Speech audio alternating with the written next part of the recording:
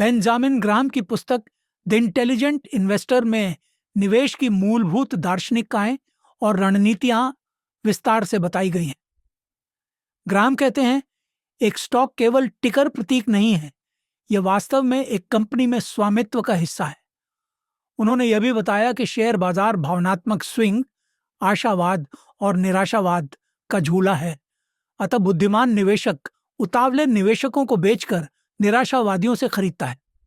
इसके अलावा उन्होंने स्पष्ट किया कि किसी निवेश का भविष्य मूल्य उसके वर्तमान मूल्य पर निर्भर करता है। जितनी अधिक कीमत आप देंगे, उतनी कम वापसी की उम्मीद होगी। इसलिए निवेश में हमेशा सुरक्षा मार्जिन रखना चाहिए। कोई भी जोखिम पूरी तरह टाला नहीं जा सकता, लेकिन ओवर पेडिंग से बचकर संभावित गलतियों की आशंका कम की जा सकती है। ग्राहम के अनुसार बुद्धिमान निवेशक होना धैर्य, अनुशासन, सीखने की लालसा और अपनी भावनाओं पर नियंत्रण रखने की कला है। अध्याय 1, निवेश बनाम सट्टेबाजी। ग्राहम यह निर्धारित करते हैं कि निवेश, इन्वेस्टमेंट और सट्टेबाजी, स्पेकुलेशन में क्या अंतर है। निवेश कार्य वह होता है जो गहन विश्लेषण के बाद मूलधन की सुरक्षा और पर्याप्त प्रतिलाभ का वादा करे। जो इन शर्तों को पूरा नहीं करता, वह सट्टेबाजी है। एक बुद्धिमान निवेशक 3 चीजों पर ध्यान रखता है। वह कंपनियों का मूलभूत विश्लेषण करे, गंभीर नुकसानों से बचने के लिए खुद को संरक्षित करे और अत्यधिक लाभ की अपेक्षा न करके पर्याप्त लाभ पर संतुष्ट रहे। ग्राहम 2 प्रकार के निवेशकों की चर्चा करते हैं, प्रतिरोधी डिफेंसिव और सक्रिय एंटरप्राइजिंग। प्रतिरोधी निवेशक मुख्यतः सुरक्षा और झंझट मुक्त निवेश में रुचि रखता है, जबकि सक्रिय निवेशक समय और प्रयास लगाकर उच्च रिटर्न के लिए लगातार शोध करता है। दोनों रणनीतियां बुद्धिमान हैं। बस आपकी व्यक्तिगत परिस्थिति ये तय करेगी कि आप कितना समय और प्रयास लगा सकते हैं। अध्याय 2, निवेशक और मुद्रास्फीति। इस अध्याय में बताया गया कि मुद्रास्फीति हमारे निवेश रिटर्न को छीन लेती है। इसलिए सफलता का आकलन लाभ की बजाय मुद्रास्फीति जनित लाभ के आधार पर करना चाहिए। बुद्धिमान निवेशक मुद्रास्फीति के खिलाफ सुरक्षात्मक रणनीति अपनाता है, जैसे उचित मूल्यों पर स्टॉक्स खरीदना, व्यर्थ की नियुक्ता, real estate investment trust REIT में निवेश और मुद्रास्फीति प्रोटेक्टेड ट्रेजरी सिक्योरिटीज TPS खरीदना। इन उपकरणों से मुद्रास्फीति के प्रभाव को कम किया जा सकता है। अध्याय 3, शेयर बाजार का शताब्दी इतिहास। ग्राहम बताते हैं कि पिछले 100 वर्षों में स्टॉक मार्केट के उतार चढ़ाव को समझना आवश्यक है। उन्होंने देखा कि लंबे समय में बाजार रिटर्न के 3 घटक हैं: कंपनियों की वास्तविक विकास दर, मुद्रास्फीति दर और सट्टेबाजी का हिस्सा। औसत रूप से वास्तविक विकास 1 से 2% रहा, मुद्रास्फीति 2.4% और डिविडेंड यील्ड 1.9%। इनको जोड़कर लगभग 6% लंबी अवधि का औसत रिटर्न बनता है। हालांकि पिछले बुल मार्केट के आधार पर भविष्य की भविष्यवाणी करना भ्रमपूर्ण हो सकता है। मूल्य का असली निर्धारण हमेशा उस कीमत पर निर्भर करता है जो आप चुकाते हैं। अध्याय 4, सामान्य पोर्टफोलियो नीति प्रतिरोधी निवेशक के लिए। ग्राहम 2 मुख्य पोर्टफोलियो रणनीतियां बताते हैं: सक्रिय, निष्क्रिय नहीं, और निष्क्रिय प्रतिरोधी। सक्रिय रणनीति में आप समय और शोध लगाकर स्टॉक्स और बॉन्ड्स चुनते हैं, जबकि निष्क्रिय रणनीति में ऑटो पायलट स्थिर पोर्टफोलियो बनाकर चलने पर बल देते हैं। इसके अलावा वह बताते हैं कि निवेश में स्टॉक्स और बॉन्ड्स का अनुपात तय करते समय आपकी जोखिम सहिष्णुता से अधिक आपकी परिस्थिति मायने रखती है, जैसे आपकी उम्र, जिम्मेदारियां और आप कितना खोने के काबिल हैं। ग्राहम न्यूनतम 25% संपत्ति बॉन्ड्स में रखने की सलाह देते हैं, ताकि मार्केट गिरावट के समय शेष राशि को सुरक्षित रखने का साहस मिल सके। अर्थात अधिकतम 75% स्टॉक्स में निवेश करें। अध्याय 5, प्रतिरोधी निवेशक के लिए स्टॉक्स का चयन। यह अध्याय बताता है कि बचत प्रेमी प्रतिरोधी निवेशक को कौन से स्टॉक्स चुनने चाहिए। मुख्य सुझाव है विविधीकरण, डाइवर्सिफिकेशन।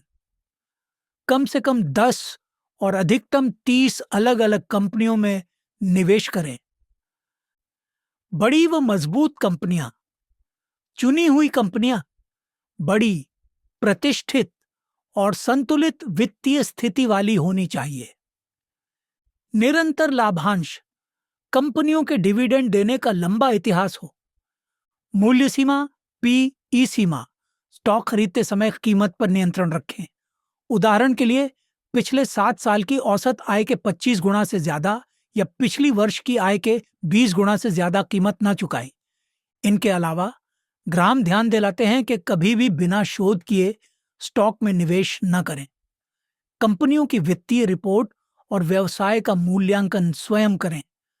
अपनी अज्ञानता स्वीकार करना और सतर्क रहना ही प्रतिरोधी निवेशक का सबसे शक्तिशाली हथियार है। अध्याय 6, सक्रिय निवेशक के लिए पोर्टफोलियो नीति, नकारात्मक पक्ष। इस अध्याय में सक्रिय उद्यमी निवेशक को किन निवेशों से बचना चाहिए, इस पर जोर है।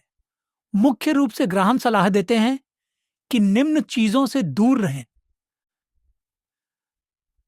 उच्च यील्ड जोखिमपूर्ण बॉन्ड्स, विदेशी बॉन्ड्स, दिन प्रतिदिन ट्रेडिंग, डे ट्रेडिंग, आईपीओ, नए शेयरों के इश्यू। वे बताते हैं कि दिन प्रतिदिन ट्रेडिंग से अल्पकालिक लाभ साधारण आय बन जाता है और ट्रांजैक्शन लागत बढ़ जाती है, जिससे लंबी अवधि में कम ही बचता है। आईपीओ अक्सर ओवरप्राइज्ड होते हैं और खरीदना काफी जोखिम भरा होता है। ग्राहम कहते हैं कि यदि स्टॉक केवल महंगे मूल्य पर ही मिल रहा है तो खरीदना अनुचित है।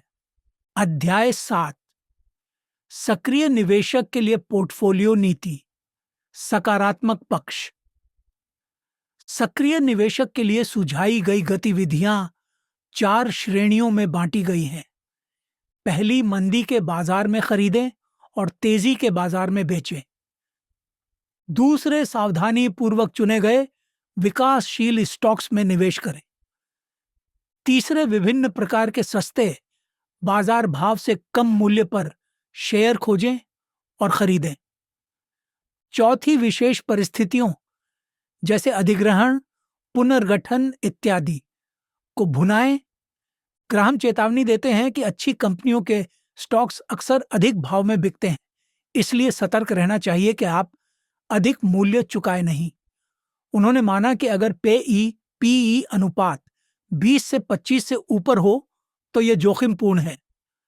अध्याय 8, निवेशक और बाजार उतार चढ़ाव। यह अध्याय मिस्टर मार्केट की प्रसिद्ध रूपक पर केंद्रित है। ग्राहम का उदाहरण है कि कल्पना करें आपका साझेदार मिस्टर मार्केट नामक एक व्यक्ति है जो हर दिन आपके शेयरों की खरीद बिक्री के भाव बताने आता है। कभी वह अत्यधिक उत्साहित होता है, भाव बढ़ाता है, कभी अत्यधिक निराश, भाव गिराता है।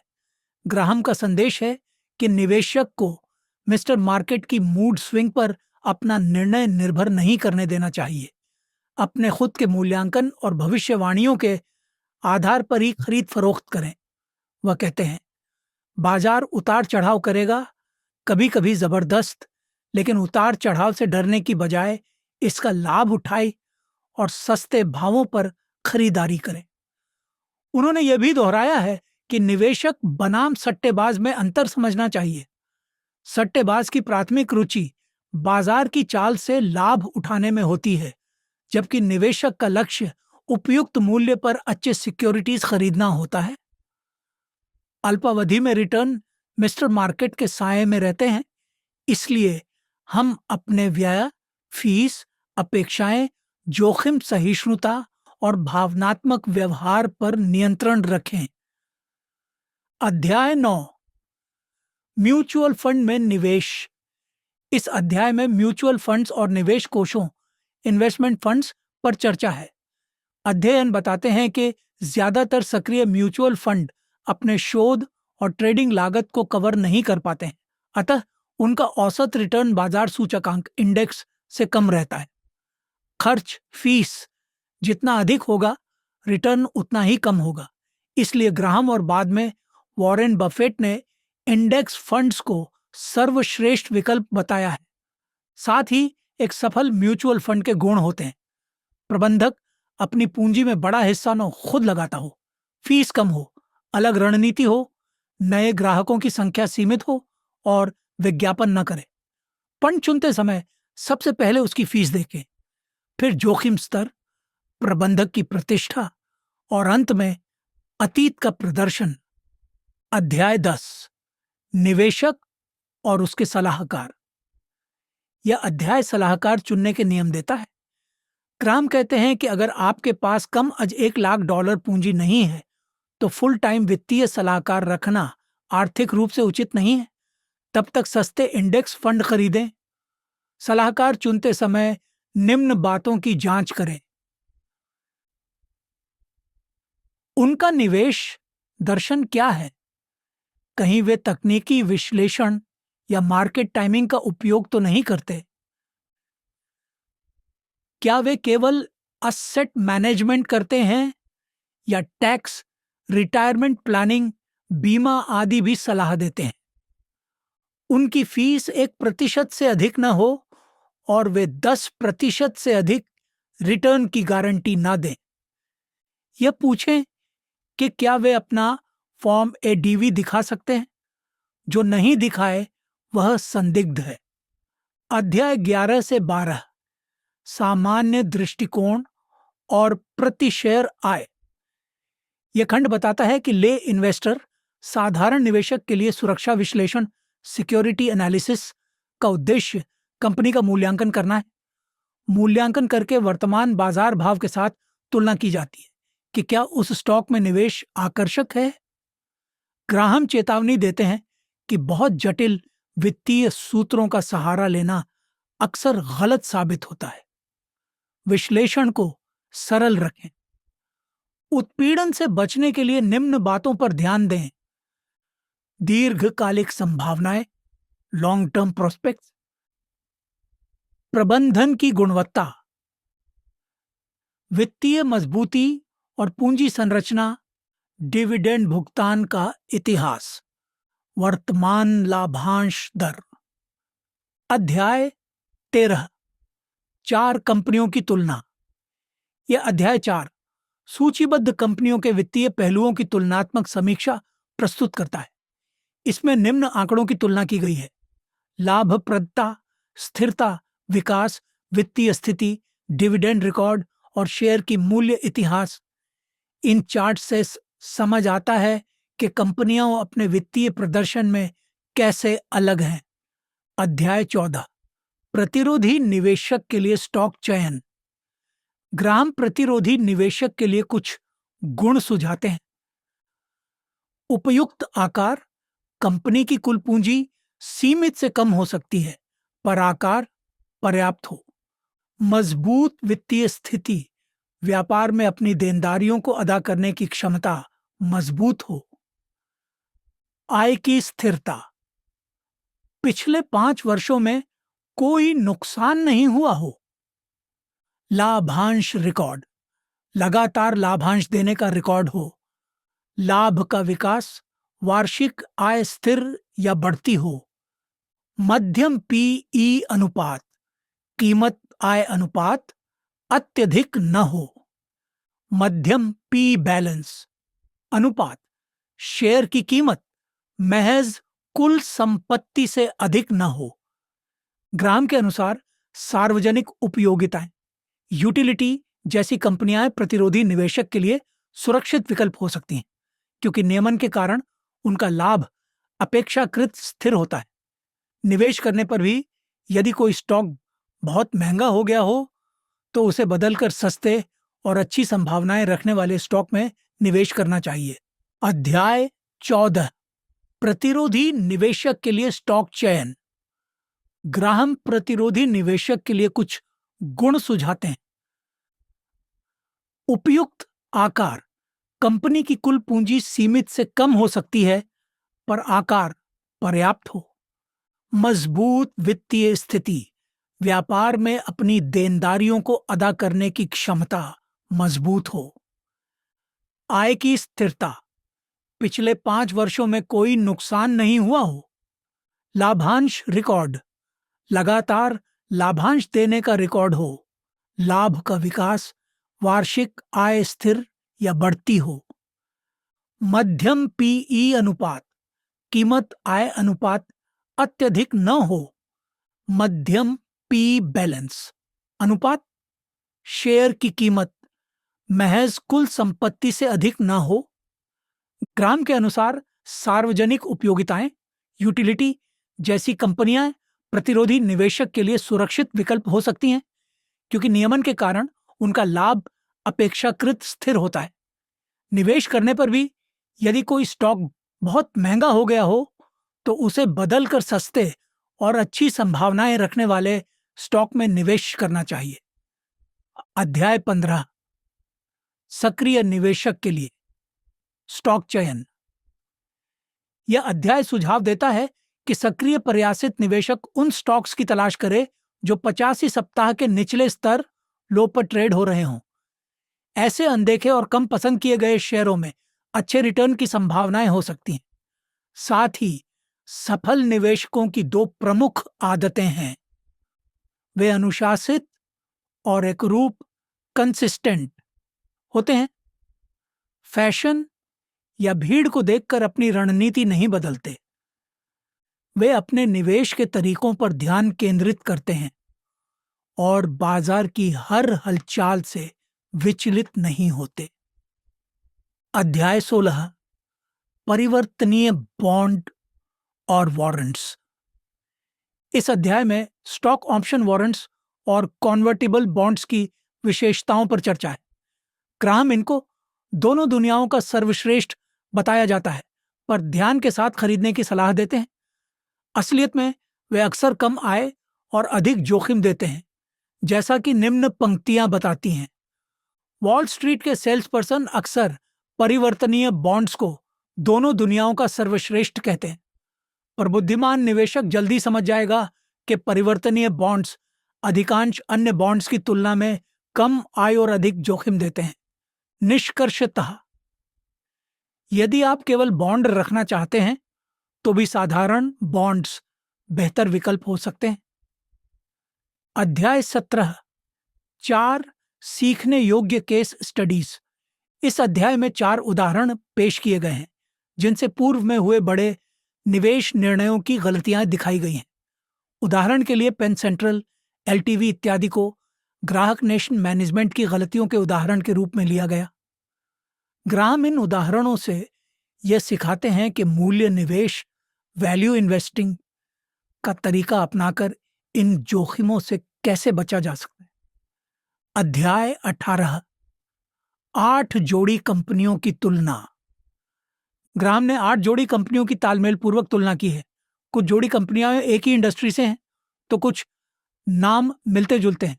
उनका उद्देश्य शिक्षण है, रियल टाइम उदाहरणों से कंपनियों की मजबूती और कमजोरियां समझना। इस तुलनात्मक अध्ययन से सीखने योग्य बिंदु मिलते हैं, जैसे कि किस कंपनी की हालात बेहतर हैं और क्यों। अध्याय 19। शेयरधारक और प्रबंधन डिविडेंड नीति। इस अध्याय में शेयरधारकों के अधिकार और प्रबंधन के व्यवहार पर चर्चा है। मुख्य बिंदु हैं: आमतौर पर खराब प्रबंधन, पुअर मैनेजमेंट, शेयरधारकों द्वारा नहीं बदला जाता बल्कि कंपनी पर नियंत्रण रखने वाले व्यक्तित्व समूह द्वारा होता है। किसी स्टॉक को खरीदने से पहले और बाद में प्रॉक्सी स्टेटमेंट, प्रबंधकों की वार्षिक रिपोर्ट को ध्यान से पढ़ना चाहिए। कर्मचारी स्टॉक ऑप्शंस के नतीजे में कंपनी कभी-कभी ऊंचे भाव पर अपने ही शेयर वापस खरीदती है। निवेशक को इस तरह की स्टॉक बायबैक के प्रति सतर्क रहना चाहिए।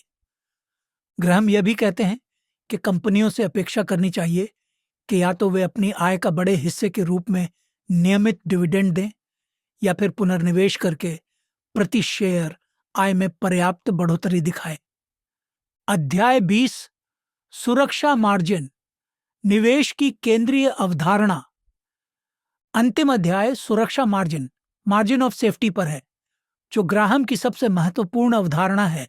सुरक्षा मार्जिन का मतलब है किसी स्टॉक के वास्तविक मूल्यांकनित मूल्य और उसके मौजूदा बाजार भाव के बीच पर्याप्त अंतर रखना। उदाहरण के लिए, यदि एक सामान्य स्टॉक की अपेक्षित आय दर बांड की दर से बहुत अधिक है तो उसमें सुरक्षा मार्जिन है। एक निचले मूल्य पर खरीदे गए स्टॉक में सुरक्षा मार्जिन तब बनता है जब उसकी कीमत उसके आकलित मूल्य से कम हो। ग्राहम का कहना है कि सुरक्षा मार्जिन की वजह से ही निवेशक को भविष्य की सटीक भविष्यवाणी करने की जरूरत नहीं रह जाती, क्योंकि यहां कीमत और मूल्य के बीच बन रहा अंतर इसे सुरक्षित बनाता है। सारांश, ग्राहम की यह पुस्तक मूल्य निवेश की थ्योरी और व्यवहार को समझाती है।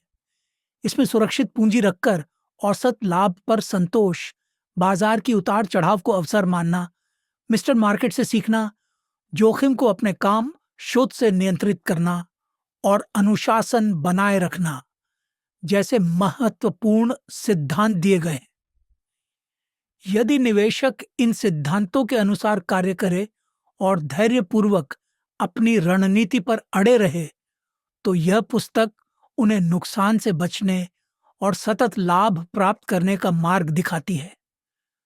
स्रोत: उपरोक्त सारांश विभिन्न स्रोतों पर आधारित है, जिनमें ग्राहम की मूल पुस्तक द इंटेलिजेंट इन्वेस्टर एवं विशेषज्ञों द्वारा लिखित विश्लेषण शामिल है।